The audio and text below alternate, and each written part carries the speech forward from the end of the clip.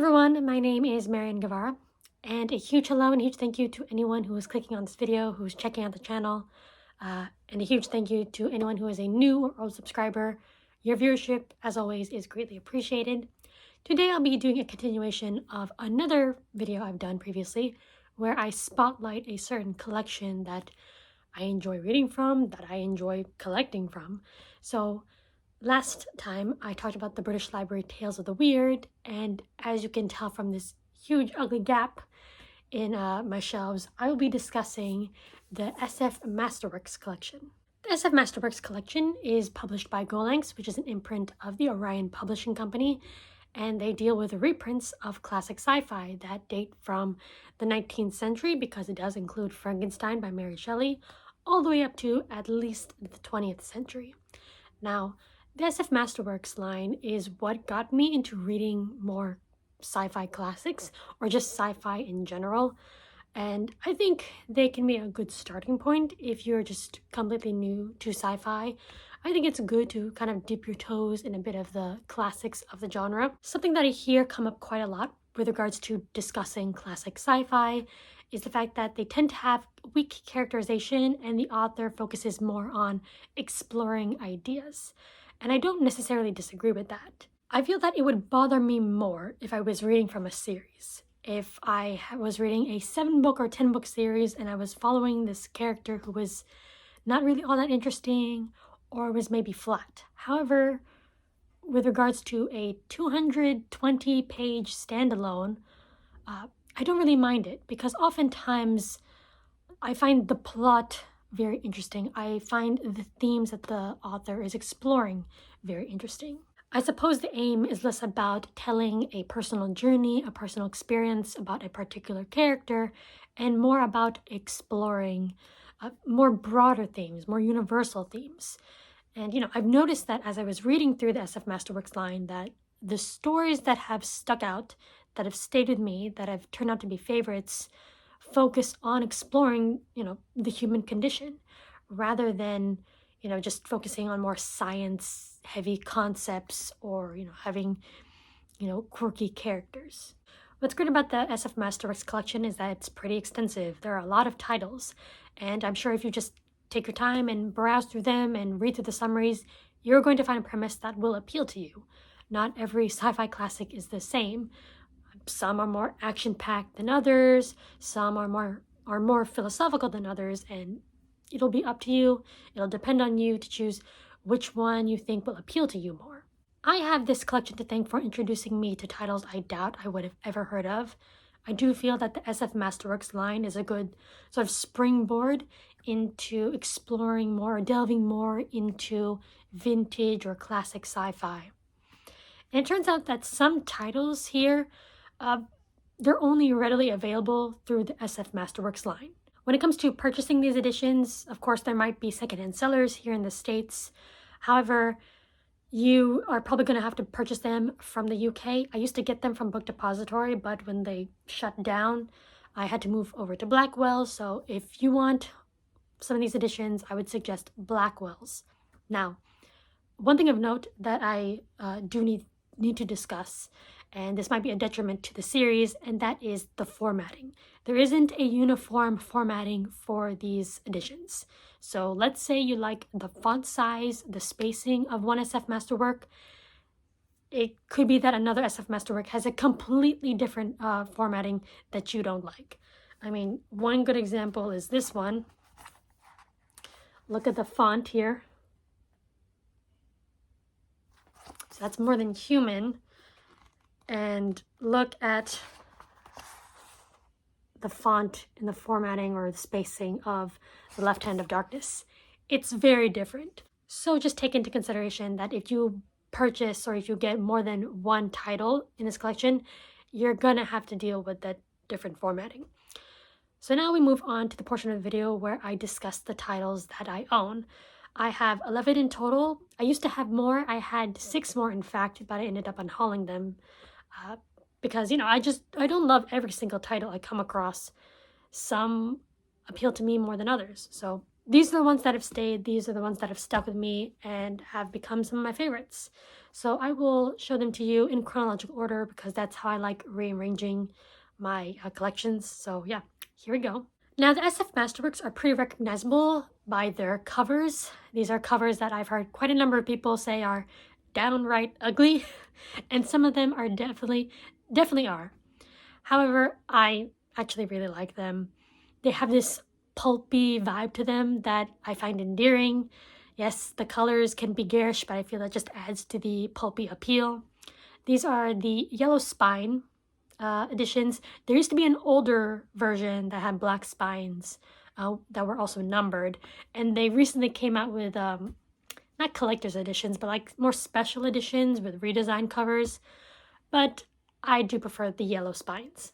So anyway, we have The Island of Dr. Moreau by H.G. Wells. This is from 1896, and we are following a man who has been shipwrecked and finds himself on the island of a Dr. Moreau who was chased out of England for doing some unsavory experiments with animals. And so this man soon discovers that he's going to have a up-close look on Dr. Moreau's unsavory experiments. This one is part of like the 4 major sci-fi works of H.G. Wells, and this one I would say is my favorite, mainly because it does lean into horror.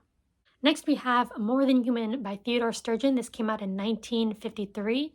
Here we have some individuals with interesting powers. One has telekinesis, the other telepathy. A pair of twins have like teleportation. So individually, they're quite unique. However, when they come together, they may prove themselves to be something more than human. So this is a sci-fi classic that sort of explores the idea of man's next step in evolution. From 1954, we have Richard Matheson's I Am Legend. This is dystopian, it has vampires, it's also sci-fi, and I really adored this when I first read it. This one follows a man named Robert Neville, who is quintessentially the last man on Earth. Everyone else has turned into vampires. He spends the day kind of scrounging around through ruins looking for supplies and spends his night boarded up in his house while all the vampires are trying to get him to come outside. And this is a sci-fi book that explores the idea of man coming to terms with the fact that he is no longer the dominant species and that he will be replaced by something else. Next, from 1956, we have The Star's My Destination by Alfred Bester. This one follows a man named Gully Foyle, who is the survivor of a spaceship wreck. He has been barely surviving for months until a spaceship shows up, notices he's alive, and then promptly leaves. Gully manages to find his way back to Earth. However, he is hell-bent on getting revenge on the ship that left him for dead.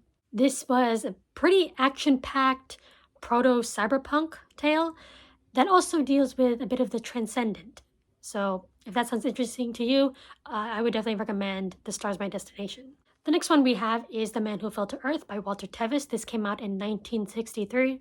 This was adapted into the 1976 film starring David Bowie as our main character. This one follows an alien named Thomas Jerome Newton, who has come from a planet that has been devastated by nuclear war. He travels to Earth, and his mission is to find a way to bring his people from his dying planet and bring them to Earth as sort of like refugees. However, while he is on Earth, he finds himself dealing with crippling loneliness, feelings of otherness, and he ends up kind of getting lost within humanity. This is definitely one of the more bleaker sci-fis I have come across. Speaking of heartbreaking, we have Flowers for Algernon by Daniel Keyes. Here we're following a man named Charlie who has very low intelligence, and because of this, it has led to him being mistreated and taken advantage of. And the book starts off with him agreeing to be part of this experiment, this procedure that is meant to increase the human IQ. He goes through this experiment, this procedure, and it works. And this is a book that really delves into how we kind of view and treat people who we kind of consider less or different from us. I always mention when it comes to Flowers for Algernon, this is a favorite, but it's a favorite that I don't know when or if I'll be able to reread. So yeah. From 1968, we have Do Androids Dream of Electric Sheep by Philip K. Dick. This is the book that famously inspired the film Blade Runner, which I love. However, the film and the book are quite different. Here we're following an Earth that is dealing with the fallout of a nuclear war. And it's not so much a dying Earth, it's dead. It's just decaying all around. The majority of humanity has moved out into colonies in space, but you do have a population that has remained behind. Either they don't want to leave or they're just too mutated from the radiation to ever leave. And we're following a man named Rick Deckard who is tasked with hunting down and retiring replicants. Of course, when you're dealing with replicants, you're going to explore, what makes a human a human, what entails humanity. However, I also feel that this book also showcases humanity's persistence. Even when a situation is very bleak or dire, humanity will come up with ways to find meaning, find reason to wake up in the morning and continue on. The next book is The Left Hand of Darkness by Ursula K. Le Guin.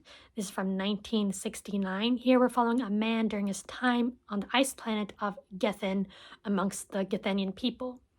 Now, the Gethenians are very interesting. They have a very unique biology. They're hermaphroditic until one point in the year called Kemer, where they either become male or female, mate, and then once Kemer's over, they go back to being hermaphroditic. And we see how this biology has influenced, everything from their mythology to the way that they politic. And yeah, it's very much an anthropology study, I would say. And one that kind of just throws you into the world and you have to read and find out what all these terms, these customs are. But yeah, very interesting exploration with regards to gender and sex. Moving on, from 1972, we have A Scanner Darkly by Philip K. Dick. Now, this has been described as semi-autobiographical. This book does touch on substance abuse, drug use. Philip K. Dick was sort of in the drug scene back in the late 60s, 70s. Here we're following a man named Bob Arctor, who is an undercover narcotics agent, and he's trying to figure out who is supplying, who's distributing this drug on the market known as Substance D, or Substance Death. And it's a type of drug that the continued use of it destroys the link between the two hemispheres of the brain.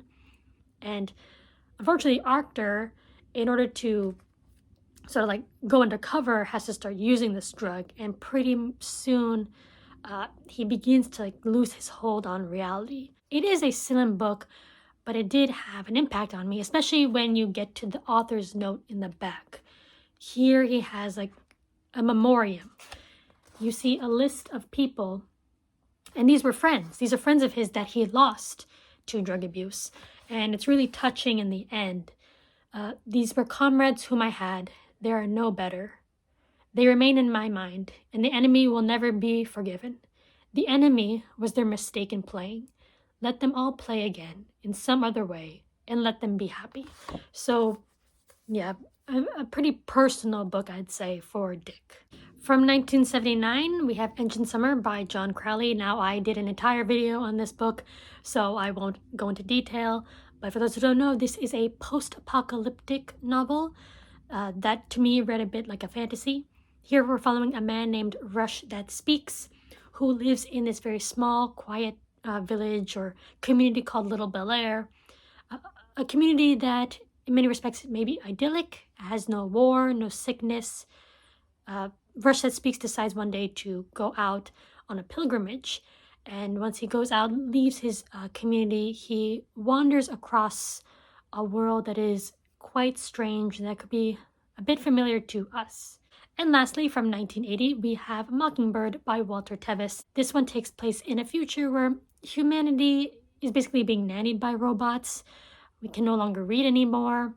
We take drugs to placate ourselves.